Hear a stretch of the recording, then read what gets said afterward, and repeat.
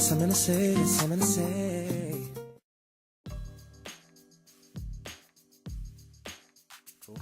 So the next step is just go ahead and pull off the differential housing. Now, you see right here in the bottom, the differential is still held in by 2 more screws. So I can just go ahead and pop those guys off.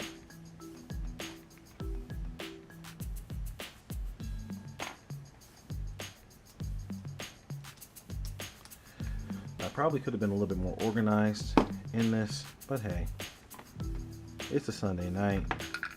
I don't have a whole lot to do right now, other than the obvious. You guys, you're enjoying the, the fruits of my labor, so I figure you can indulge me as I bounce around a little bit. Oh, here's another little, those who watch my channel know I like to throw in quick tips every now and then. Here's a little quick tip for you. I picked up this little kit here, of bits, little Ryobi set. It's kind of nice, but then these are all standard, and I have to find metrics. So for the ones that I use more commonly, my 1.5, 2, and 2.5, I just put a little stripe right there so I can quickly identify that those are my 3 main ones. The little round stripe that you see on them. So that's just an easy way to help me keep all my stuff together, or help keep things straight. All right, so back to the actual work.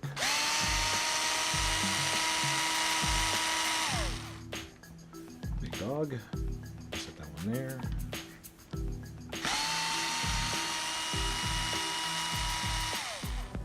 Okay, and I'll put this one here. All right. So now,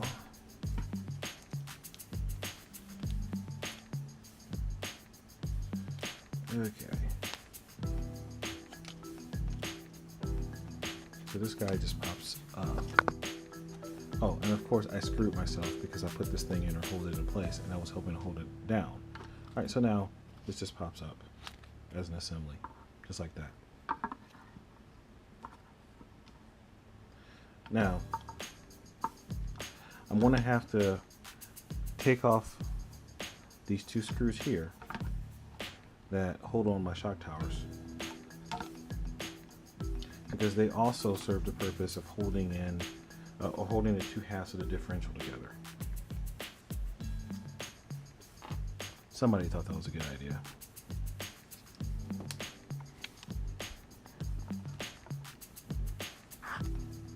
Actually, no, it's these 2. Okay, and of course I got the wrong size.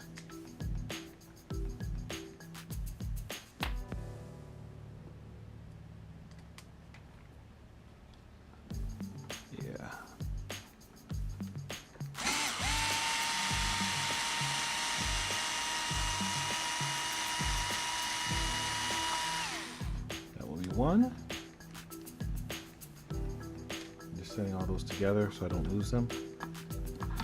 And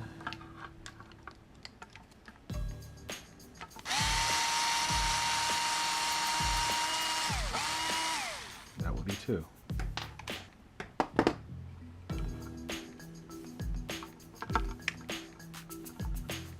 Oh.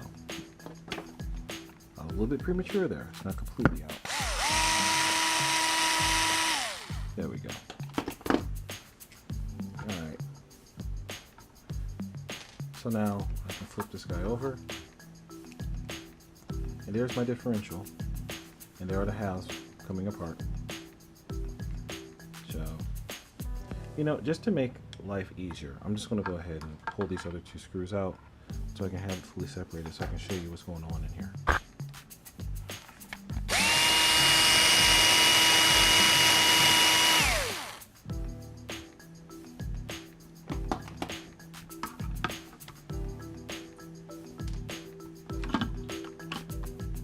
And there's my differential falling out.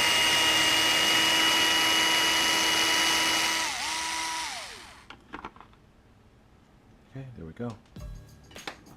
So now I've successfully done a differential ectomy. So let me just set this whole thing as an assembly off to the side. Now I can look over here, and here is what the inside of your differential looks like. Now you see, this guy hasn't been open in a little while. So Now, inside your differential, you've got differential oil. And for the slashes, they're kind of set up interesting. They use a very stiff oil up front. And, well, it's not very, but a fairly stiff oil up front. And then they use a pretty mild oil in the back. I think it's like 30,000 in the rear, and like something like more like 50 up front. I need to look that up and double check it for you guys. But you know, so for speed runners, you know, oftentimes you see people go through a lot of pains to get in, and they you know, try all sorts of combinations. But essentially what you usually try to do is lock the differentials so that you get very little differential action at all, and just basically have these guys just you know, just acting like a, you know, as a solid locked spool. I'm not quite there. I think that a differential action, if you're on a good surface and you're not spinning the wheels, then you shouldn't really care of what your differential is doing. So having something tighter, I think, is good, because, you know, you don't have to worry too much about random things going on, but essentially you're going in a straight line. But the way I look at it, if I have all four wheels on the ground, well loaded, I shouldn't be slipping. And if I do get a little bit of slip, you know, I'm pushing four wheels simultaneously with the four-wheel drive. So the front axle and the back axle are locked. So I'm really not going to get very much wheel spin anyway. So I don't really think that you really have to spend a whole lot of time trying to really tune your differential fluid for this particular application, just because, you know, in order for, if one wheel loses traction, the other three are still locked together to the ground, so you're not really going to see any kind of wheel spin or anything that happens. So, you know, you're good. This is a long-winded way of saying you're good. So anyway, looking at the differential here, you've got this bearing right here on the outside. Put that here.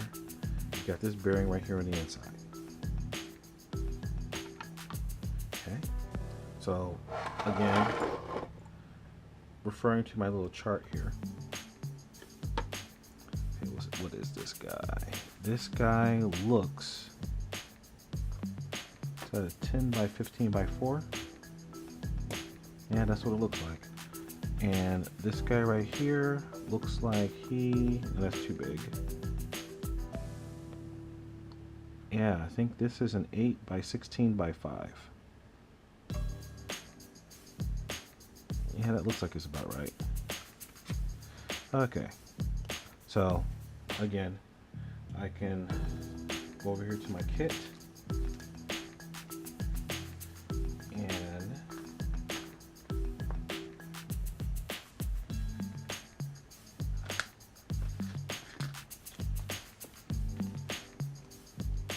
got one of these guys.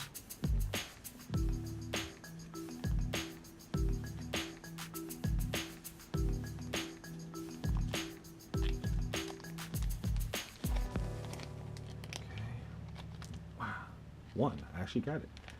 Okay, so this guy can go right here.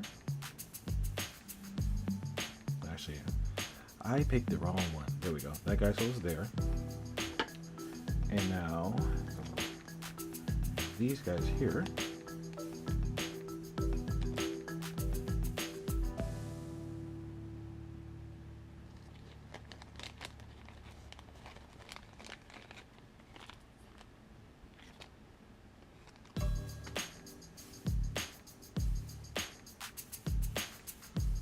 That goes here. Okay.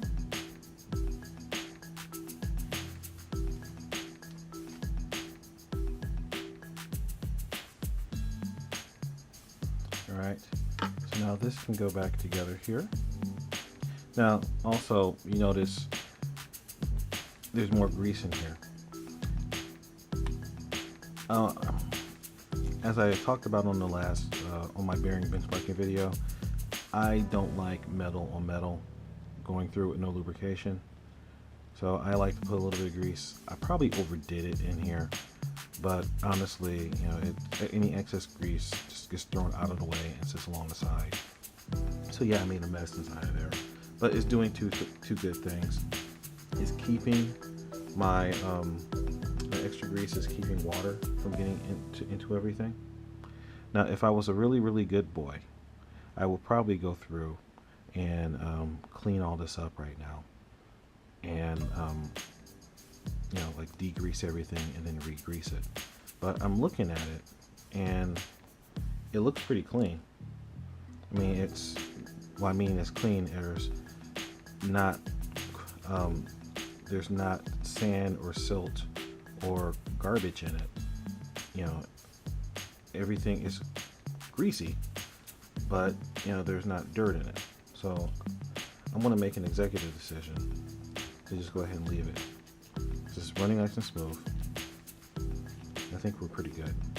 You know, and what that tells me is that we basically were not leaking anything in here. So basically there's no external crud making its way in here getting stuck. We're not getting dirt and all kind of gunk in here. So I'm good with it. Now I'm sure someone out there is going to scream at me for that decision, but there are things that warrant a lot of extra work and there are things that do not. So just to get you guys to yell at me even more, I'm going to do this. This is grease that was on the bottom, out of the way, still clean. Just going to put in the gears. I want to do this. Just run it through. And this is just putting a nice light coat of grease on the gears. Now all this is going to be thrown out as soon as I put it at speed. If you've watched the benchmarking video, you'll see that it's semi-violent. So all this will be thrown out. Only thing that will be left in will be a light film, which will basically dry up because of the heat. So basically you'll just have a nice smooth action going through. So we'll be good. All right, so let me go ahead and put this guy back in place.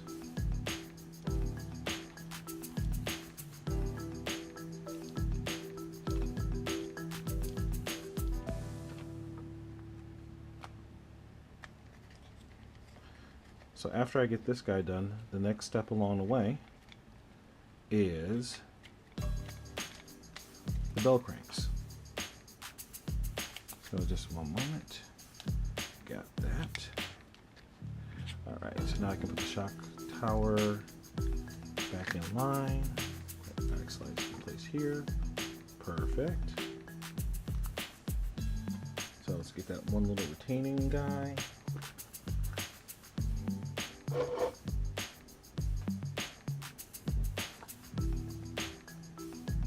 So just put that in. That's just going to hold it in place for a second. So now I can put those guys back in. And all these screws are hiding around the corner here.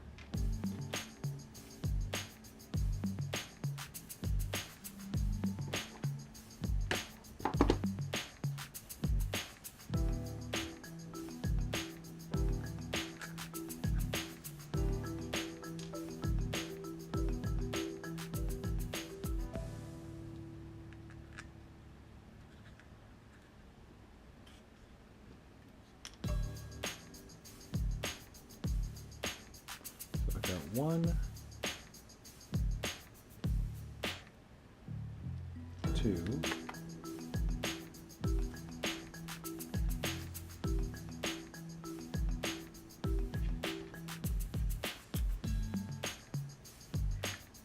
three,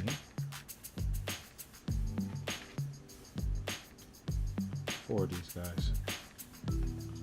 Right here. All right.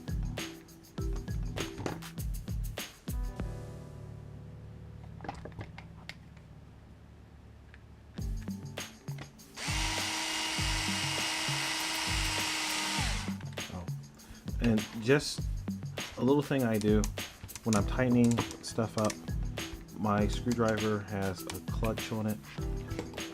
You have to be careful when tightening in the plastic parts. You can over torque it and then strip it out. So I usually set my torque setting to 4. That's enough to get me a nice snug fit, and then I hand tighten it just to make sure everything's good on that. Actually, you know what? I'm going to go on down to 2. Just to make sure that I don't over tighten. Because if you strip these things out,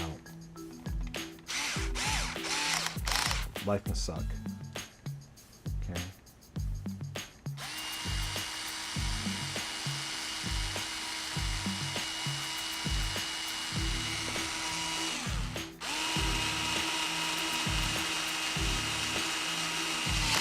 There we go. So like I said, once I get it to go off, then I just go back in and hand tighten it.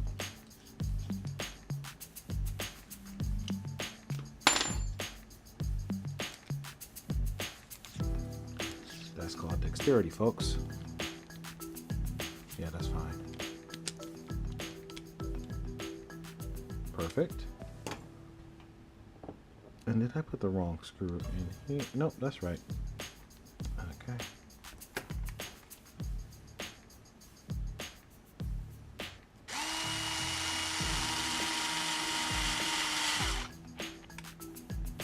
Nope, that's wrong.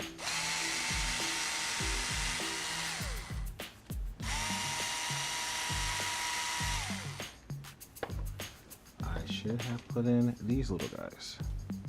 There we go. That's the one downside with these jobs. No matter how good your memory is, there's a lot of parts in these cars. And it's very easy to get things a little bit confused. So coming up with a system to help you keep everything straight can save you a lot of effort. It can be a godsend. Okay.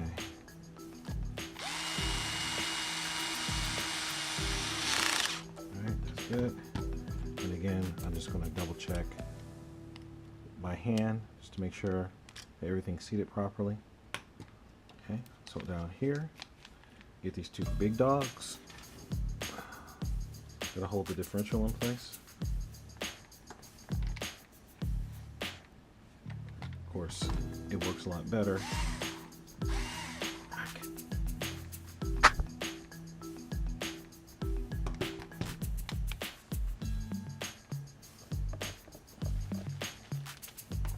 My hands have grease on them, and I could not get enough friction to pull the stupid bit out.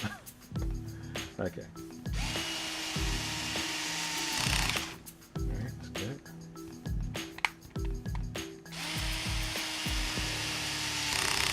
That's good. Alright. Okay, and let me do my hand check.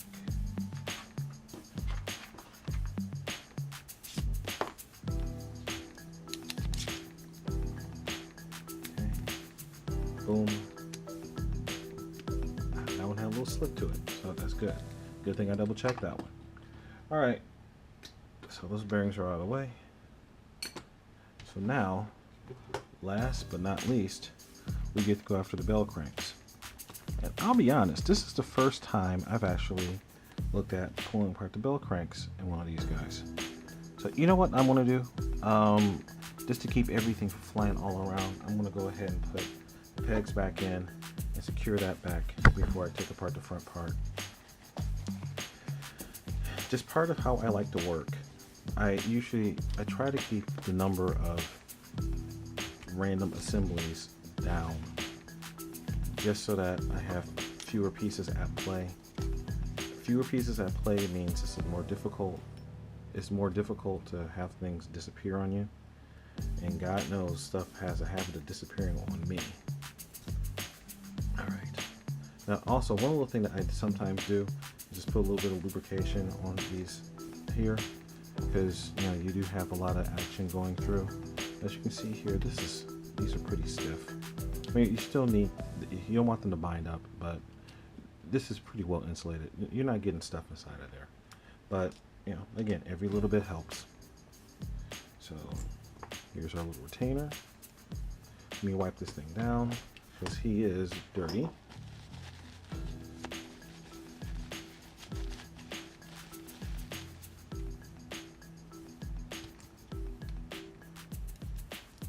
So that guy gets over here. There we go. That holds that in place. Change bits.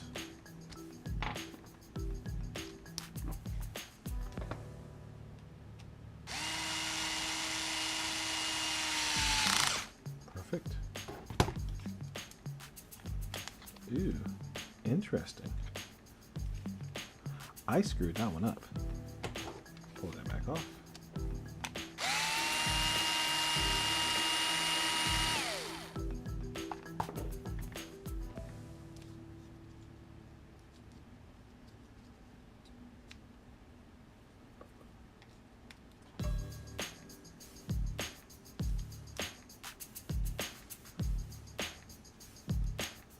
No, that's not right. Huh. Okay, that's it. I had it upside down.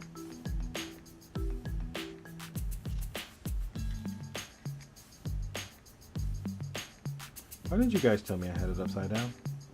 I'm sure one of you guys was sitting out there like, dude, that's upside down.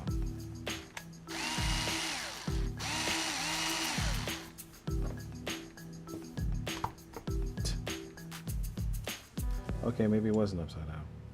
Now it definitely is upside down. Let's try this one more time. This goes in like here.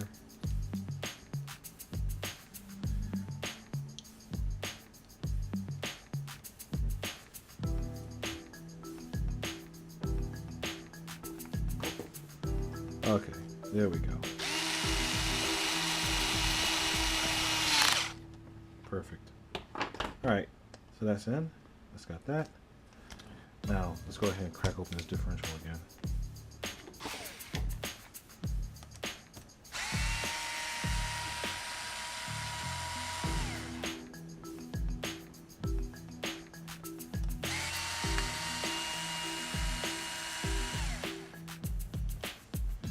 Now, if I had mad skills, as they used to say when I was a youngin', I might be able to just get in here and somehow get that bearing out without having to do the full teardown on the front.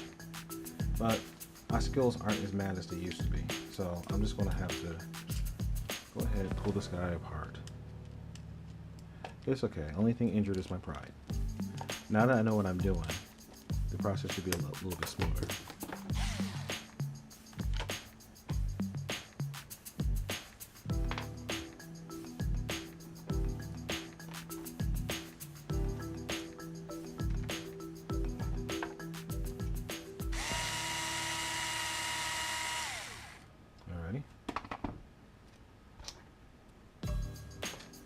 So now I've got this apart, I've got this here, pull that guy off. Now, pull out the pegs. This separates. Got the differential, still holding on here.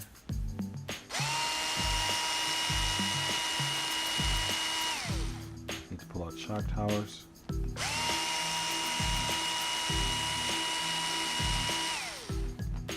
Or shock tower, singular, not plural.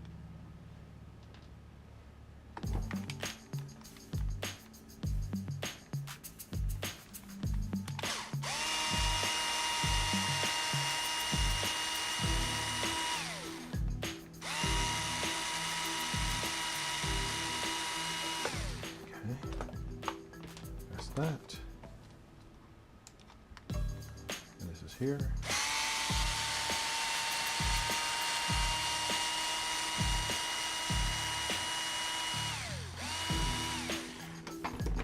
All right, beautiful. There we go. So now pull this guy out again.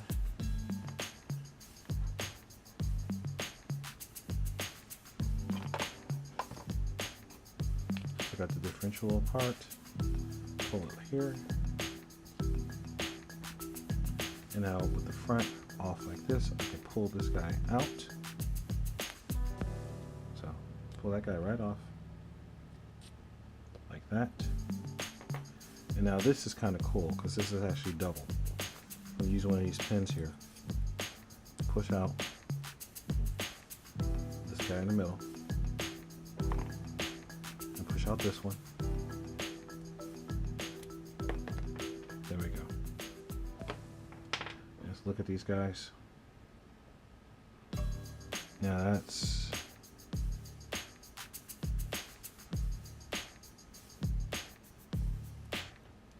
okay.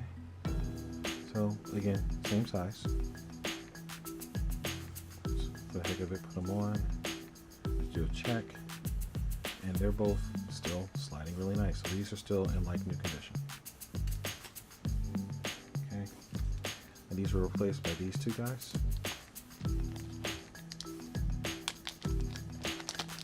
Go ahead and throw these bad boys back in place.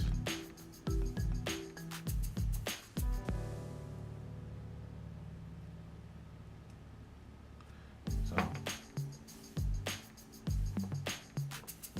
again, one goes on the inside and one on the outside. So I'm pressing on the outside one, and pressing in the inside one. And I can go ahead and just set this guy on here. Just push on through. Beautiful. Now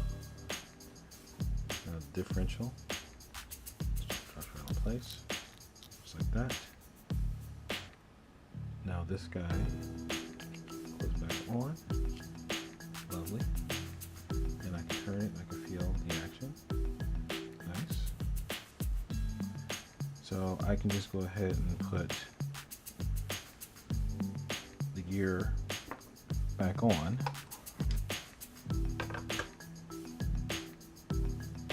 Well, not gear, but this guy. I'm not really sure what to call this guy. The retainer, the yoke. I'm sure it has a proper name. I don't know what it is. But whatever that thing is, I'm going to go ahead and put him back on. And this slides in here. Now I can screw it in place using my hand tool. Now again, this is one of those things that does not need to be really super torqued in place, because it's got, you can kind of see on it if it focuses, it's got Loctite on it. It's not going to work its way out. All you need to do is make sure that it's in there snug, and life would be nice and gravy. Am I in the wrong hole? Yeah. No, not in the wrong hole. The hole's not lined up.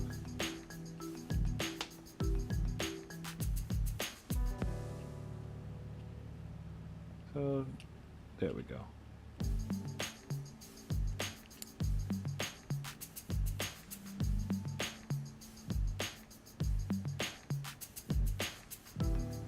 Okay, what's going on here?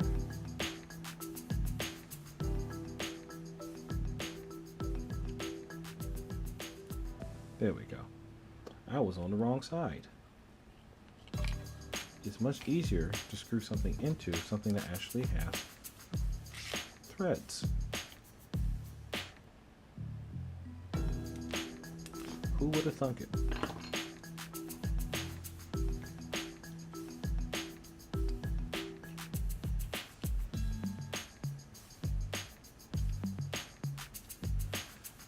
Now I'm just going to rant for a second. I know that someone at Traxxas thought this was a good idea, having the two halves just kind of be hanging loose like this, and it works. When you have it, everything pieced together, it all fits together, it works. Life is good. But when you are pulling things apart and wrestling things around and having them always pop open, that's not as friendly. And I can't even put in a screw to hold them together because I'll just have to take it right back off. But you know what? It's okay, because you don't take these things apart very often. So I can I can give you a pass, Traxxas.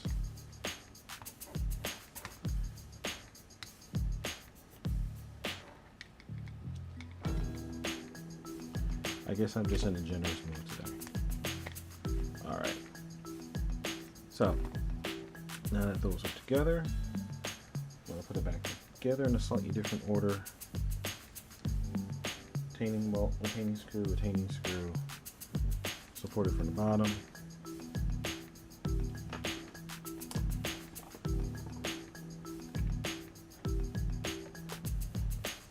Change my torque back down to 2 so I don't over tighten.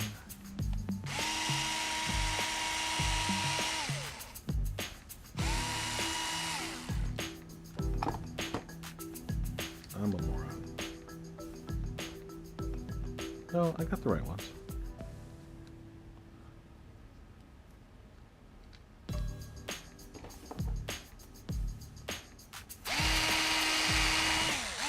Oh yeah.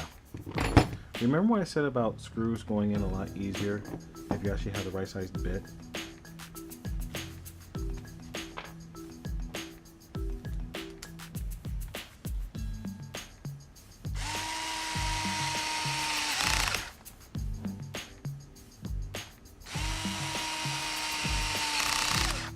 Alright.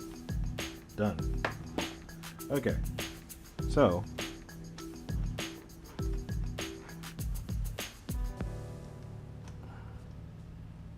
now I can go ahead and put the pins back in.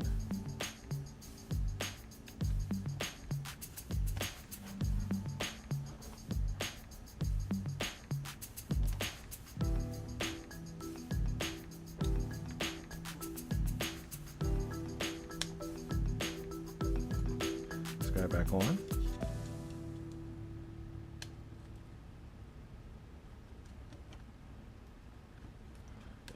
Have to make sure that it sits properly. Okay.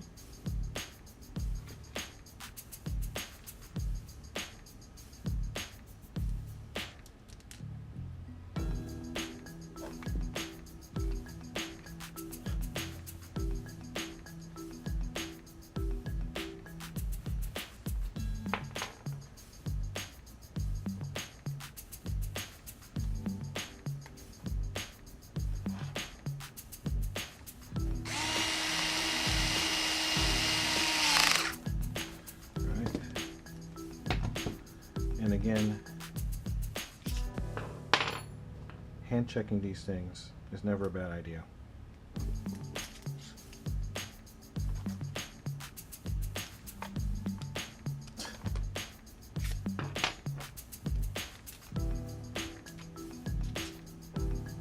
Now, if I was racing every weekend and I had to do frequent differential changes or things like that, I would probably just be able to knock these things out in no time flat. But I'm not that guy. You know, and I built this guy from the ground up. So I'm pretty familiar and pretty comfortable with the innards.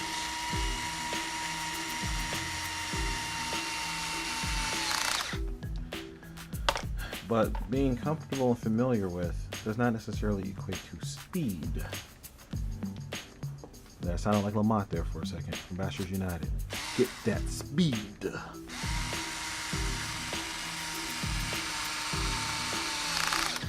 Alright.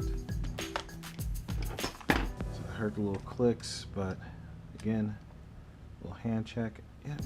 There's a little bit more to go on that one. A little bit more on that one. I could have just increased the torque setting for my little driver, but you know, sometimes I like to feel it.